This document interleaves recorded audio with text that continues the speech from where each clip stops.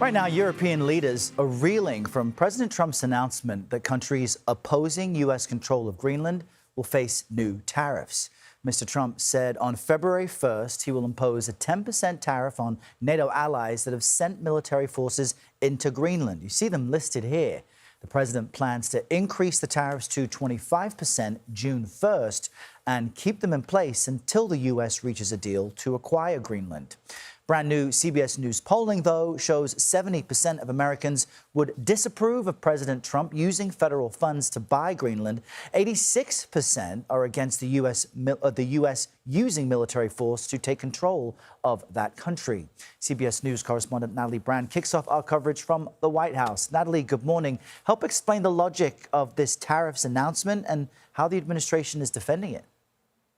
Yeah, good morning, Errol. The president continues to say that he believes the national security of the United States, and he says the world is at stake. In this Truth Social post announcing these tariffs, he reiterated his desire for Greenland for the Golden Dome missile defense system that he wants to build. And he also again expressed his concern that he says China and Russia want Greenland, a self-governing territory of Denmark. Now, the administration has also talked about its importance geographically, a key position for Arctic security between North America and Europe. And we also know that it is rich in rare earth minerals. That's something that the president obviously has a deep interest in. Now, the president in his initial post said that he is open to immediate negotiations with Denmark. But then late Sunday night, he had another message that was more of a warning, saying NATO has been telling Denmark for 20 years that you have to get the Russian threat away from Greenland.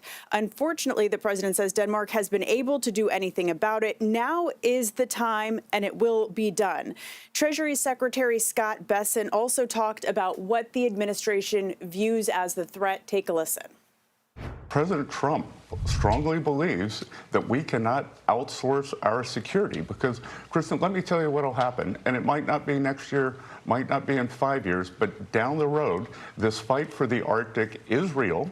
We would keep our NATO our NATO guarantees, and if there were an attack on Greenland from Russia, from some other area, we would get dragged in. So better now, peace through strength, make it part of the United States, and there will not be a conflict because the United States right now, we are the hottest country in the world. We are the strongest country in the world. The Europeans project weakness. The U.S. projects strength.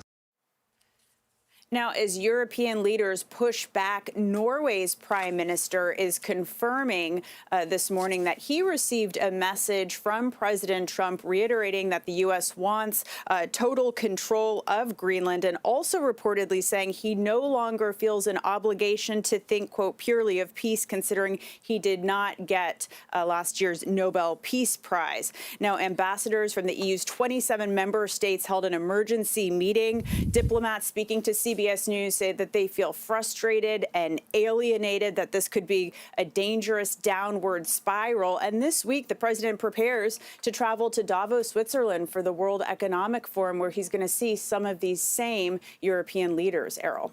And we'll be watching that closely. Natalie Brand at the White House. Thank you.